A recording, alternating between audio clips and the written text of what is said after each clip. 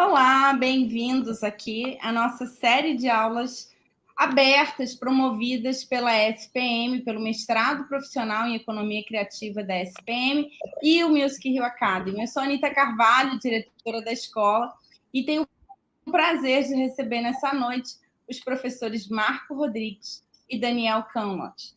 Bom, vamos ter uma conversa muito interessante hoje sobre o impacto das plataformas digitais em todo o mercado, né, em como isso funciona. E antes da gente começar, eu acho bacana, eu queria convidar o professor Daniel, que foi da minha banca de TCC, foi meu professor na faculdade, meu professor no mestrado também.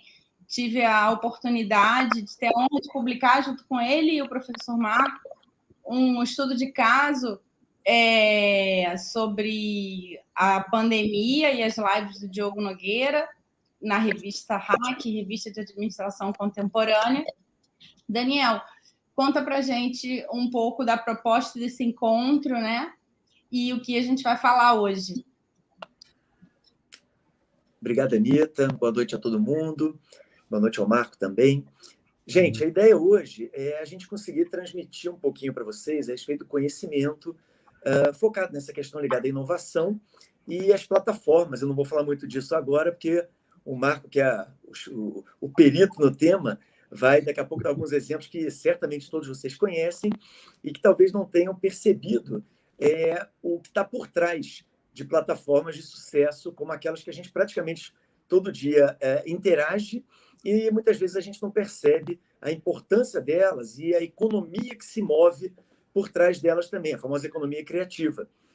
E, além disso, claro, aspectos de inovação, que é o que hoje em dia as empresas estão buscando no mercado em si.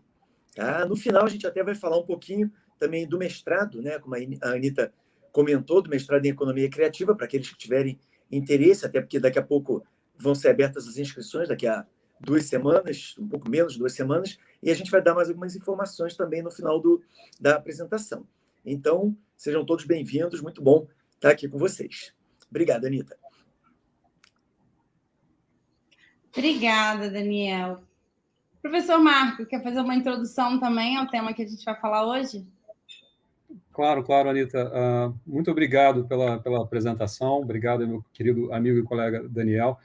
Pessoal, hoje eu tenho a felicidade de estar aqui com vocês para explorar um pouquinho um assunto pelo qual eu tenho profundo fascínio, profundo interesse, eu usaria dizer, paixão, que é esse modelo de negócio chamado plataformas digitais, um modelo que vem impactando diversos setores e vem se mostrando extremamente competitivo, inclusive dentro dos setores criativos, ok? Então, o convite que nós fazemos a vocês agora, pessoal, é a gente passar os próximos minutos discutindo um pouquinho o que é uma plataforma digital, discutindo um pouquinho, eventualmente, o que torna elas tão competitivas e quais são os grandes desafios que plataformas digitais experimentam para aqueles que estão gerindo as plataformas e também para aqueles que estão usando as plataformas como canal de distribuição dos seus serviços, das suas criações, dos seus conteúdos. Então, pessoal, antes da gente começar o nosso papo, acho que vale a pena a gente dedicar uns poucos minutos só para recomendar como que a gente pode extrair o máximo de valor desse encontro, ok? E eu só preciso passar para vocês uma dica rápida para vocês capturarem o máximo de valor desse tempo que nós estamos investindo aqui nesse encontro, que é muito simples. Pessoal, encarem esse encontro como um grande debate. Então, eu vou colocar aqui ao longo dos próximos minutos algumas ideias, alguns conceitos, algumas perguntas, e fiquem mais do que à vontade, pessoal, a colocar seus comentários, a interagir conosco, a colocar suas dúvidas, lembrando que, além dessa interação durante o encontro, a gente vai procurar abrir alguns minutos ao final da sessão essa sessão agora, justamente para aprofundar algumas dúvidas. Ok? Então, pessoal, participem, coloquem suas dúvidas, seus comentários aqui já via chat, porque aí a gente vai explorando ao longo do papo. Ok? E, pessoal, eu já quero começar o encontro de hoje com uma pergunta aparentemente simples. Eu vou começar a compartilhar aqui com vocês um material, ok? Perfeito? Pessoal, então vamos começar o nosso papo com uma pergunta aparentemente simples, ok? Se a gente pensa no setor de hotelaria, ok? Na opinião de vocês, quais seriam as grandes empresas que estão reconfigurando o setor de hotelaria hoje? E aí, coloquem as respostas, aqueles que quiserem, no chat, nos comentários, ok? Mas eu vou dar duas alternativas para vocês para a gente começar essa conversa, ok? Duas grandes empresas, dois grandes líderes do setor de hotelaria, ok? De um lado, pessoal, vamos considerar a Hilton, uma das maiores redes de hotéis do mundo, e do outro lado, também outra enorme rede, a Marriott, ok? Se nós considerarmos essas duas empresas, pessoal, qual das duas vocês diriam que está reconfigurando o setor de hotéis hoje? Fiquem à vontade para colocar nos comentários, Hilton ou Marriott, ok? Pessoal, se nós considerarmos essa pergunta, em essência, quem está reconfigurando o setor de hotelaria hoje no mundo não é nenhum desses dois líderes. Na realidade, é um novo entrante, é uma empresa que até bem pouco tempo atrás poderia ser descrita como uma startup, o Airbnb. Ok? Agora, vejam, se nós entendermos, se nós nos concentrarmos no Airbnb e no Hilton, apenas para ilustrar, uma outra pergunta que vale a pena a gente destacar é, entre Airbnb e Hilton, qual das duas vale mais? Ok? Novamente, pessoal, fiquem à vontade para colocar os comentários aqui no chat, ok? Qual das duas empresas tem mais, é mais valiosa, tem um valor de mercado maior hoje, ok? Dentre essas duas empresas, pessoal, Hilton e Airbnb, a resposta para a pergunta qual das duas vale mais é Airbnb. E, pessoal, vejam, não é por uma diferença pequena, não. Ok? Enquanto o Airbnb está valendo aí mais ou menos 108 bilhões de dólares, o Hilton hoje vale cerca de 40 bilhões de dólares. Então, é como se a gente pudesse dizer que o Airbnb vale mais ou menos 3 vezes o valor do Hilton, aproximadamente, não é? Com um detalhe importante, pessoal, se nós nos perguntarmos de onde é que vem o valor do Hilton, é muito provável que muitos diriam, olha, grande parte do valor do Hilton vem, por exemplo, dos hotéis que são de propriedade do Hilton, dos prédios que são de propriedade do Hilton, dos quartos que são de propriedade do Hilton. E aí a gente lembra do seguinte, ora, se são os hotéis e os quartos que explicam grande parte desse valor do Hilton, quando a gente olha para o outro lado, pessoal, e enxerga o Airbnb, é importante a gente fazer a seguinte pergunta: quantos quartos o Airbnb tem? Quantos prédios o Airbnb tem? Quantos hotéis o Airbnb tem? Se a gente parte da premissa que não tem nenhum ou quase nenhum, talvez realmente a pergunta importante é de onde vem esse valor de 108 bilhões de dólares para uma empresa que está reconfigurando o setor de hotéis sem ter sequer um hotel de sua propriedade. Ok? Agora, vamos pensar, pessoal, em outro exemplo. Vamos sair agora do setor de hotelaria, vamos num setor, inclusive, mais nativo da economia criativa, conteúdo audiovisual, as redes de TV, o setor de TV. Se a gente pensasse, pessoal, quem está reconfigurando o setor de TV brasileiro, e da mesma forma que eu fiz a primeira vez, eu poderia colocar para vocês dois líderes, pessoal, desse setor, Globo de um lado, SBT do outro. Qual dos dois está, de fato, transformando o setor audiovisual, e mais especificamente o setor de TV brasileiro? Globo ou SBT? Claramente, não é, pessoal, pelo que a gente vem observado nos últimos anos, quem está, de fato, promovendo maiores mudanças, seja na experiência do consumidor, seja no modelo de negócio, seja no que se espera de conteúdo audiovisual consumido em casa, não é nem Globo, nem SBT, mas, novamente, novos players como Netflix e YouTube. Ok? Empresas que não são nativas desse setor. Então, se a gente pensa nesses dois exemplos iniciais, pessoal, ou seja, na primeira pergunta, quem está reconfigurando o setor de hotelaria, e aí claramente não eram os líderes, E da mesma forma, quem está reconfigurando o setor de TV, e novamente não são os líderes tradicionais desse setor, a gente começa a enxergar um padrão, ok? A gente começa a se perguntar, por exemplo, se há alguma coisa em comum entre empresas como o Airbnb de um lado e o YouTube do outro. Empresas que, num primeiro olhar, pessoal, não tem muita relação, não tem muitas semelhanças, mas elas compartilham, pessoal, uma característica fundamental. A Airbnb e YouTube são duas empresas que adotaram um modelo de plataforma. Mais especificamente, pessoal, um modelo de plataforma digital, ok? E é um modelo que vem se tornando cada vez mais competitivo. Os primeiros exemplos que eu trouxe do Airbnb reconfigurando o setor de hotelaria, do YouTube reconfigurando o setor de TV, poderiam ser complementados, por exemplo, como o Uber reconfigurando o setor de transportes e tantas outras plataformas que vêm transformando, que vem alterando a lógica de indústria atrás de indústria, ok? E em função, justamente, pessoal, desse histórico, desse modelo de negócio, que vem se mostrando altamente competitivo em múltiplos setores, essa palavra vem ganhando cada vez mais relevância. Cada vez mais se fala sobre plataformas. E aí, com isso, né, a própria palavra pode ficar desgastada. Portanto, vale a pena a gente dedicar alguns minutos para refletir o que é, de fato, uma plataforma, quais são as características essenciais de uma plataforma. E uma definição, vocês vão encontrar, na realidade, várias definições sobre o que é uma plataforma. Eu optei por apresentar para vocês uma que me parece mais sucinta, mais objetiva, que é uma definição que afirma que uma plataforma, pessoal, é qualquer oferta, seja essa oferta um produto ou um serviço, que conecta ao menos, e esse grifo é importante, pessoal, no ao menos, dois grupos distintos de clientes.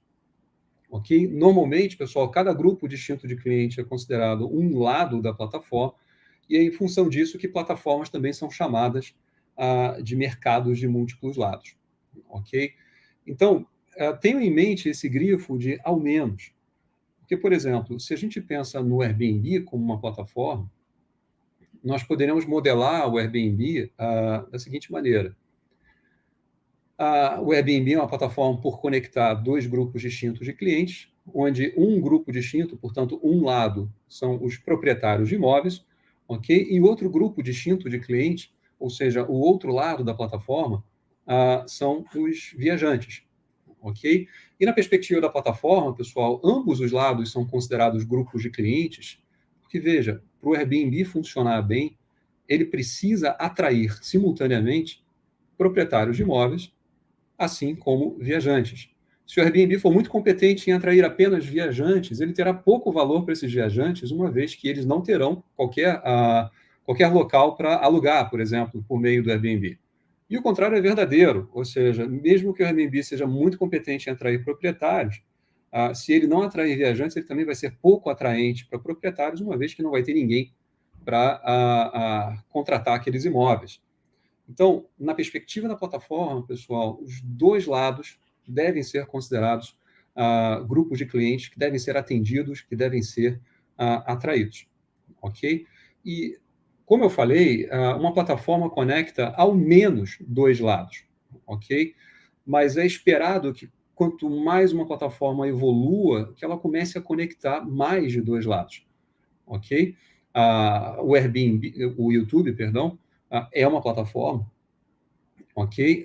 Mas é uma plataforma, pessoal, que tem mais de dois lados. O YouTube, pessoal, a gente pode considerar uma plataforma que tem ao menos três lados. Se nós fôssemos modelar o YouTube, a gente poderia representar o YouTube da seguinte maneira, pessoal. De um lado, anunciantes, do outro lado, usuários, e um terceiro lado ainda representado pelos produtores de conteúdo, que, enfim, normalmente chamados de YouTubers. ok? Então, para o YouTube funcionar, ele precisa atrair esses 3 lados, ok? Sem um desses lados, o modelo de negócio do YouTube perde força, de tal modo que ele precisa ser competente em atrair o tempo todo um número expressivo de usuários, uma vez que sem usuários o YouTube não tem valor para anunciantes. Ele precisa atrair um número expressivo de produtores de conteúdo, uma vez que sem produtores de conteúdo o YouTube não atrai viewers, os usuários finais, ok? E o YouTube também precisa atrair anunciantes, uma vez que sem anunciantes os produtores de conteúdo não teriam como monetizar as suas ofertas, ok? Então, é esperado que conforme uma plataforma evolua, para garantir a competitividade dela, ela vá conectando mais de 2 lados, 3 lados, eventualmente muito mais do que 3, 4, 5.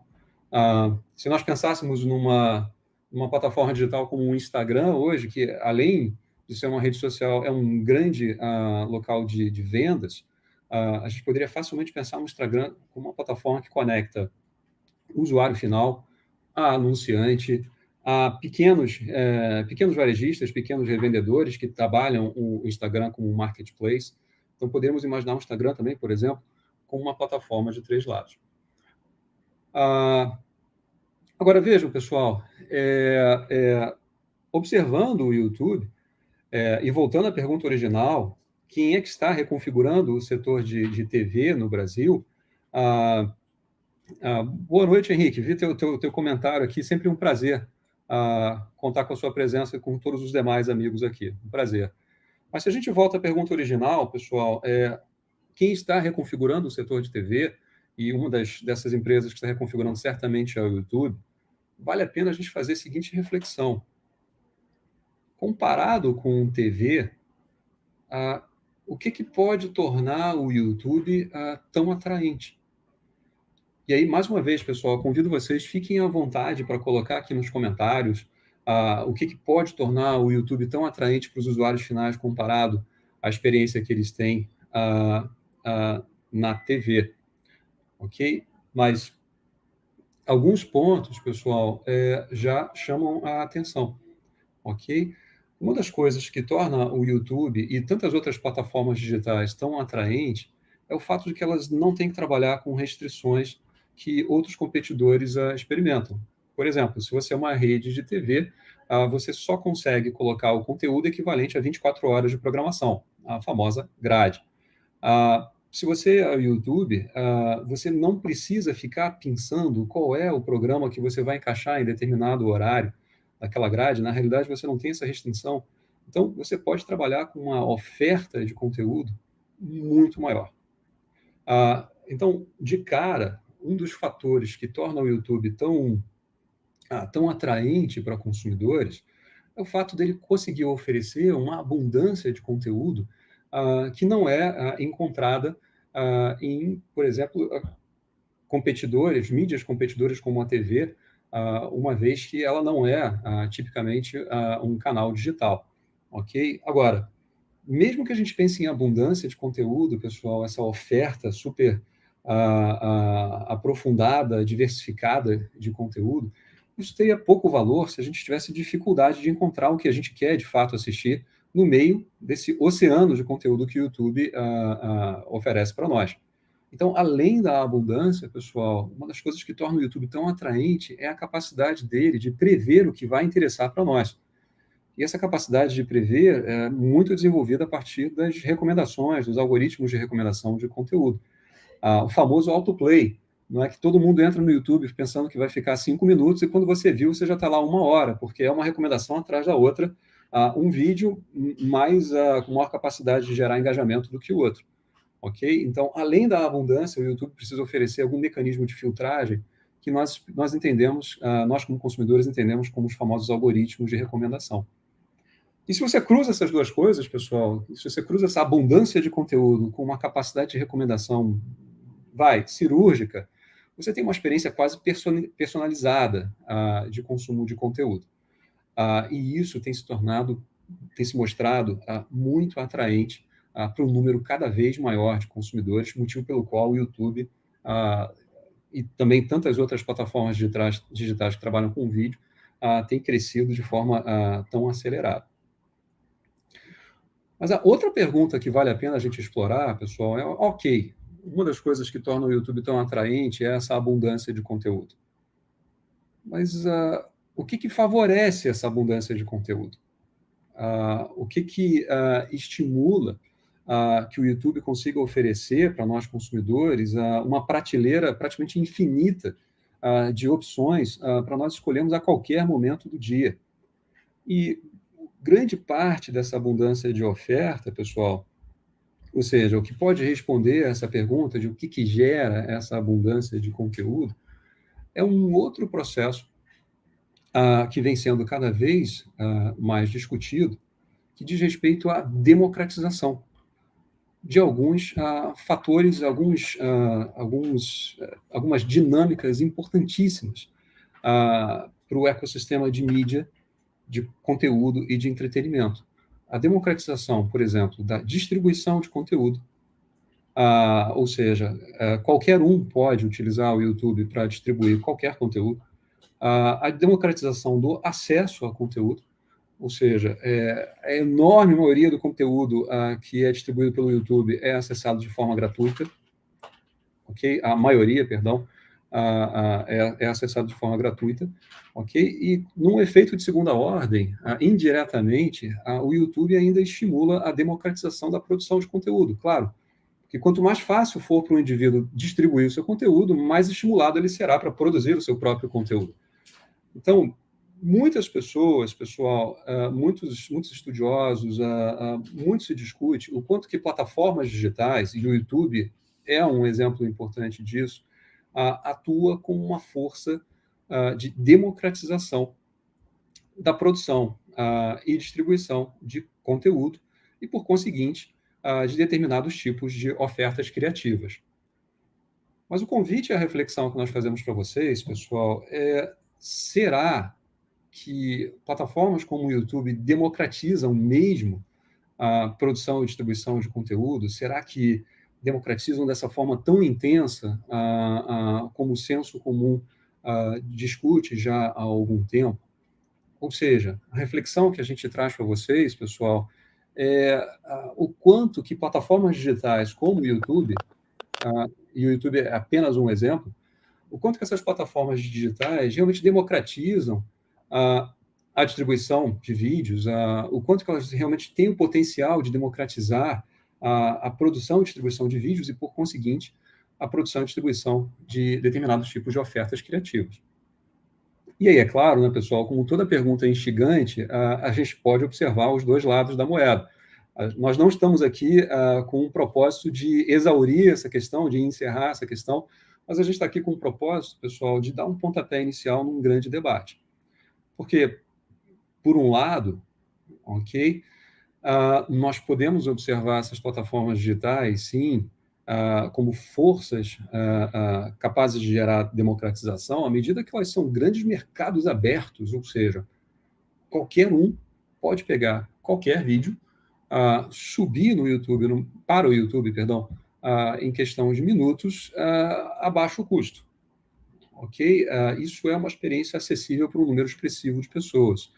Além disso, pessoal, além de plataformas como o YouTube atuarem como grandes mercados abertos, é importante a gente lembrar que, para um número também cada vez maior de pessoas, plataformas digitais como o YouTube são observadas como fontes de subsistência, seja para complementar a renda e, talvez, com o tempo, para ser a principal fonte de renda do indivíduo ou daquela família.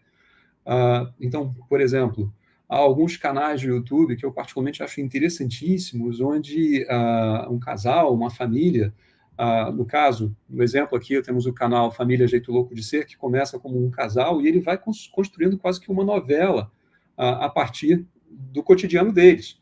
E, evidentemente, conforme eles conseguem conquistar uma audiência, eles conseguem monetizar esse conteúdo e transformar aquilo que era um hobby num mecanismo de subsistência para aquela família. É claro que, quando esses indivíduos, essas famílias que operam o YouTube como uma forma de complementar a renda ou gerar subsistência, conseguem evoluir e fazer a sua audiência crescer cada vez mais, o YouTube deixa de ser uma fonte de subsistência e pode passar a atuar até como uma maneira de conquistar a ascensão social. E aí, claro, temos exemplos super proeminentes de grandes, grandes personalidades do YouTube, como, por exemplo, o Whindersson ou a Bianca Andrade, que começaram de uma forma muito semiprofissional, por assim dizer, e conforme o tempo passou, conquistaram audiências assim impressionantes, e foram se profissionalizando e hoje são capazes de, enfim, gerar engajamento num público com alcance expressivo.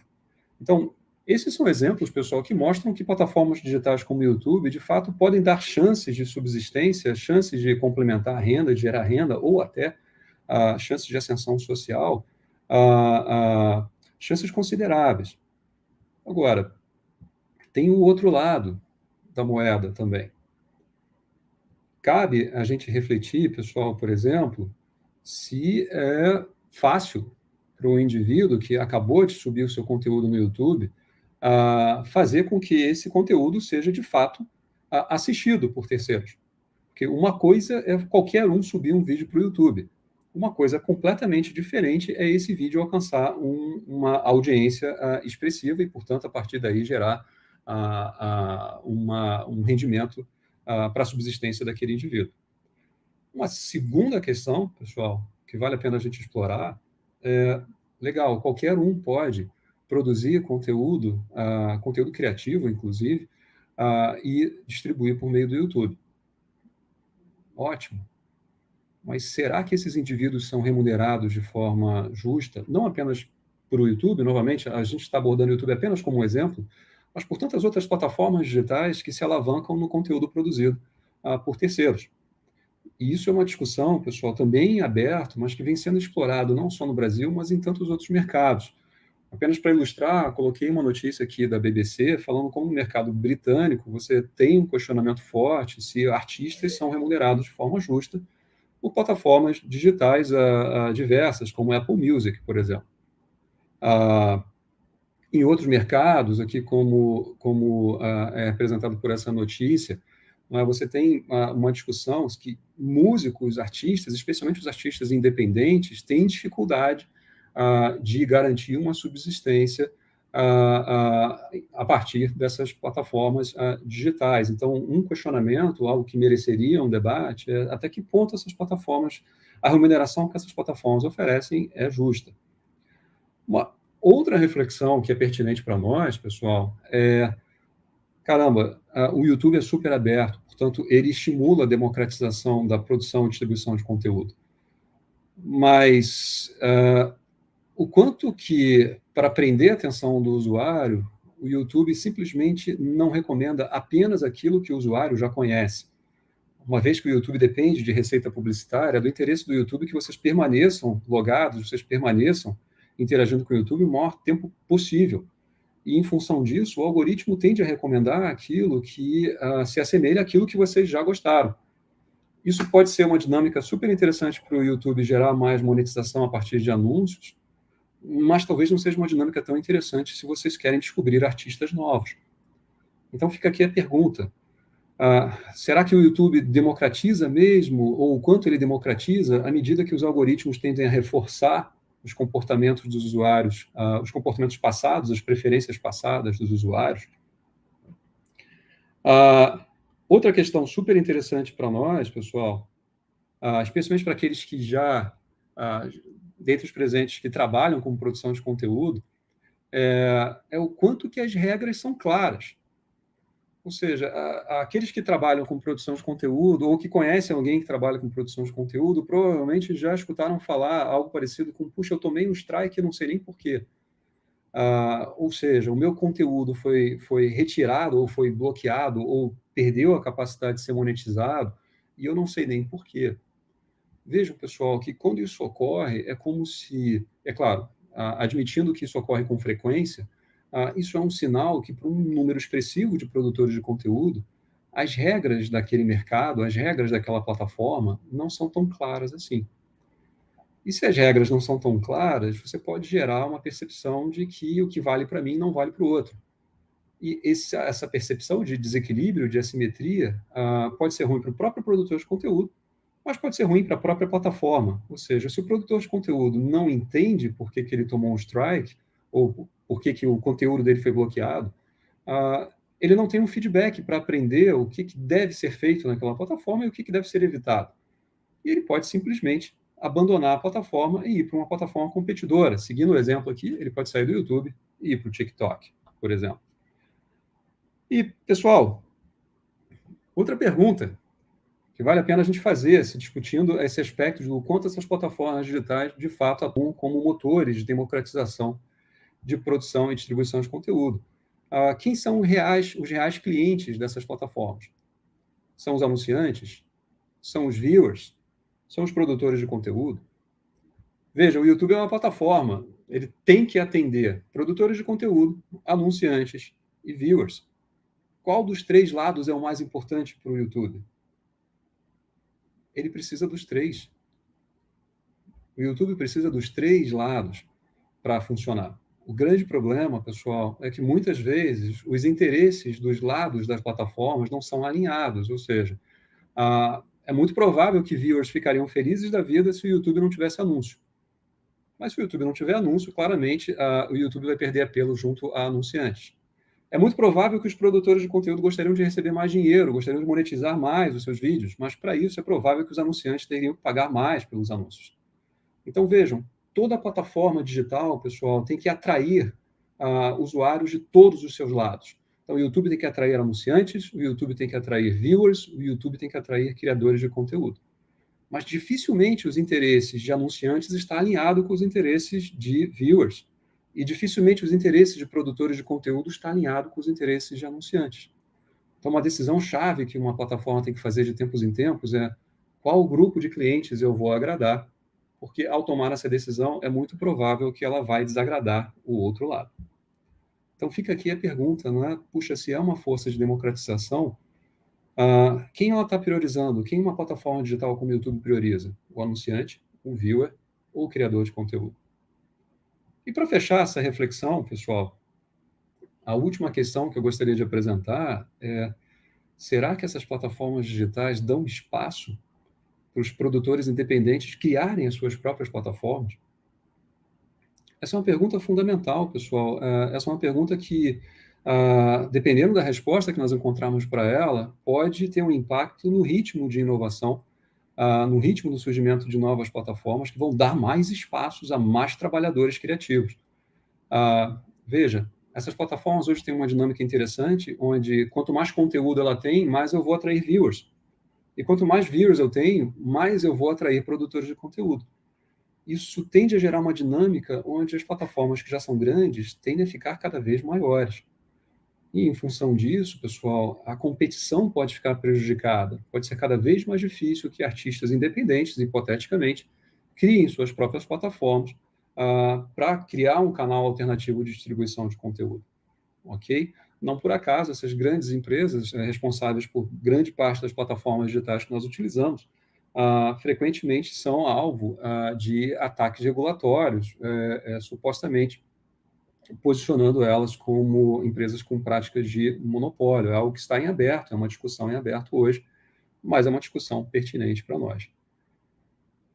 Meus amigos, nós trouxemos essas questões para convidar vocês a essa reflexão sobre qual é o impacto dessas plataformas digitais, especificamente em trabalhadores dos setores criativos, especialmente aqueles que trabalham com ofertas criativas puramente digitais.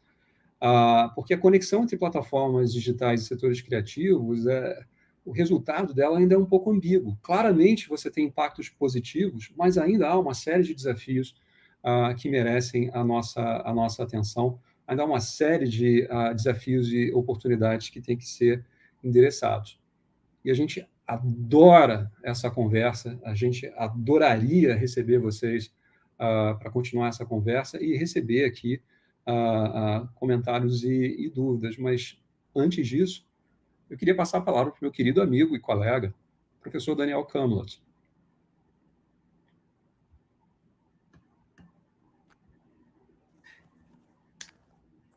Estou sem o microfone. Marco. Te escuto. Obrigado, Marco. Eu não sei se vocês estavam me escutando ou não. Eu vou tentar falar de uma forma um pouco mais lenta, e aí depois eu peço também para compartilhar os slides também. Gente, como o Marco falou, e acho que foi muito interessante essa apresentação, a gente vê essa questão das plataformas. O microfone está com algum ruído. Vamos ver se melhora. Deixa eu ver se agora melhora. É que eu estou sem o microfone. Melhorou? Não. Eu estava escutando esse ruído desde o início, Anitta. Eu não sei nem se é do meu. Será que melhor agora sim? Mas vai falando. Vamos com o ruído mesmo. Tá ok. Vou tentar falar devagar, que aí talvez fique um pouquinho mais fácil para todos acompanharem. O que a gente percebe é justamente essa questão de que, como o Marco colocou, a gente percebe que elementos da economia criativa acabam permeando cada vez mais o dia a dia das pessoas e geram oportunidades de emprego, geram trabalho, geram renda e tudo mais. E é interessante, não sei quantos que estão nos assistindo têm conhecimento desse mercado da economia criativa, mas é um mercado que, em média, tem paga um salário mais elevado do que o da economia tradicional. É mais ou menos aquela lógica que a gente costuma, inclusive, ensinar no curso do curso que nós temos, do qual nós participamos, da SPM, em que a gente fala que, por exemplo, quando você fala da economia tradicional, você fala, por exemplo, em indústria têxtil. E quando você passa para a economia criativa, você fala da indústria da moda. E a gente sabe que a moda já agrega um valor, né, em relação ao produto que está sendo fabricado, que está sendo apresentado, que está sendo oferecido. E isso é interessante porque parece que não, mas no médio e longo prazo se mostra um mercado em crescimento, que é o que a gente hoje precisa para desenvolver cada vez mais oportunidades de emprego, trabalho e tudo mais. E aí vem a questão que nós começamos a falar. O que o Marco apresentou para nós ao tratar de plataformas, a gente costuma ver ao longo, né, do mestrado e de cursos ligados à economia criativa, a gente poderia falar de videogame, de cinema, de moda, como a gente falou agora há pouco, até de sustentabilidade, economia circular, enfim, vários outros tópicos de atenção que cada vez mais exigem que a criatividade se faça presente para agregar valor nisso tudo. E aí vem o que a gente gostaria de terminar, né, apresentando para quem estiver assistindo agora ou vier assistir no futuro essa nossa apresentação, que é justamente como os estudantes que hoje estão terminando a graduação podem atuar na economia criativa, podem atuar junto ao mercado que exige essa criatividade que é tão peculiar, tão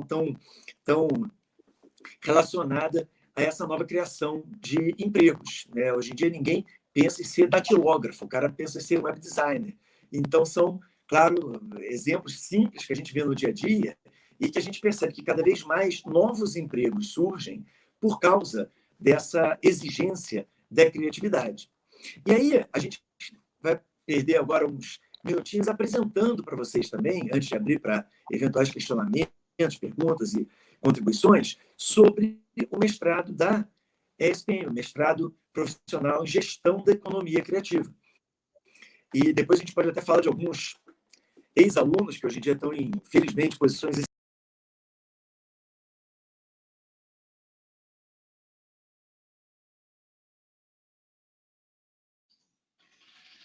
O Daniel caiu. Você quer seguir, Marco? Ou a gente aguarda ele? Ele caiu.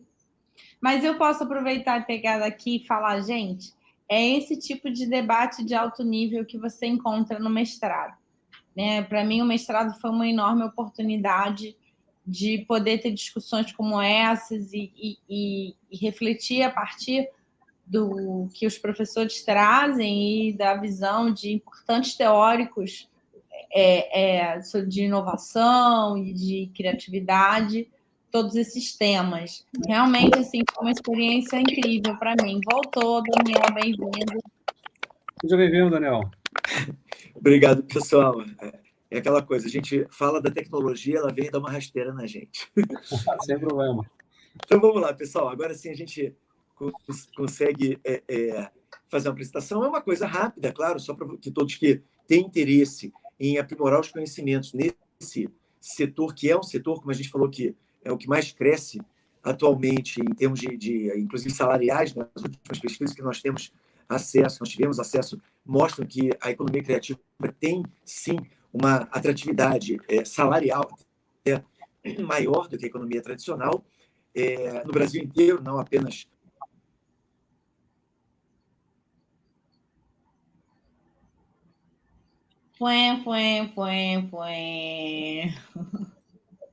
Caiu de novo?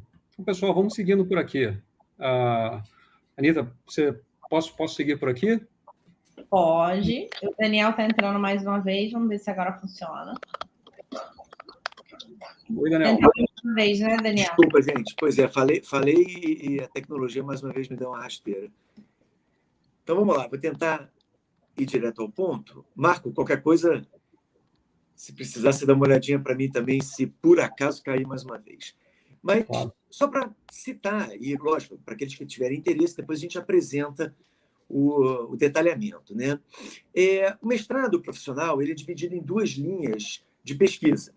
Ou seja, o aluno, vamos dizer que o aluno esteja se formando, a pessoa esteja se formando hoje em engenharia, administração, design, comunicação, administração, enfim, ele pode vir a cursar o mestrado, especificamente no caso da SPM, no Rio de Janeiro, que se eu não estou enganado, é o único curso nesse nível de mestrado profissional no tema, dividido em 2 linhas de pesquisa, como vocês podem ver. Gestão estratégica de setores criativos e design de experiência e estratégias de inovação. A gestão estratégica de setores criativos é aquela linha que foca em, como o nome diz, gerir, administrar, né, ser o gestor de empreendimentos criativos, que podem ir desde streaming, moda, videogame, cinema, música e vários outros elementos que exigem a criatividade, inclusive relacionados à sustentabilidade, políticas públicas e outros mais, né, turismo, entre outros elementos similares, e você tem essa capacidade, passa a ter conhecimento de inteligência de mercado, elementos ligados à gestão de setores criativos e outros mais que permeiam essa linha de pesquisa. A segunda linha é mais focada, como o nome diz, em design, né? O design thinking. Quer seguir, Marco? Vou seguir, então, Anita. Daqui a pouquinho o Daniel volta e ele complementa.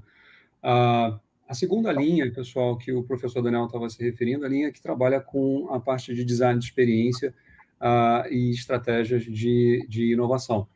Então, é uma linha que procura explorar fenômenos relacionados à inovação na perspectiva do design, na perspectiva mais centrada no humano. A partir dessas 2 linhas, pessoal, nós podemos descrever a estrutura do mestrado em maiores detalhes. O mestrado, pessoal, ele percorre 4 semestres, com 480 horas de conteúdo, sendo que as aulas ocorrem às sextas-feiras à noite e aos sábados. E parte da experiência do mestrado, pessoal, é atuar em grandes grupos de pesquisa, onde cada grupo de pesquisa atua com um tema, uma grande linha, um grande fio condutor que combina, né, que atua como uma diretriz as pesquisas que vão ser feitas pelos professores e pelos alunos do mestrado.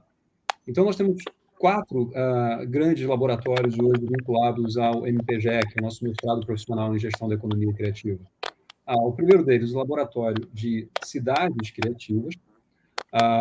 Além deles, pessoal, o Laboratório de Economia Criativa, Desenvolvimento e Território, que tem uma pegada para compreender o impacto de desenvolvimento de áreas urbanas, a relação entre desenvolvimento de áreas urbanas e trabalhadores criativos e empreendimentos criativos. Nós temos o laboratório dedicado aos estudos de memória brasileira e representação, que é o Lembrar, e tem um laboratório que eu tenho o prazer de coordenar, o Lab 3i, o Laboratório de Informação, de Inovação e de Interação. É um laboratório mais dedicado a explorar, de um lado, processos de geração de inovação, e, do outro lado, ferramentas, frameworks para compreender impactos de inovação. Então, grande parte da experiência do mestrado é esse network que diz respeito à troca com outros pesquisadores, troca com os professores, troca com seus colegas de mestrado, para desenvolver sua pesquisa com o apoio desses laboratórios.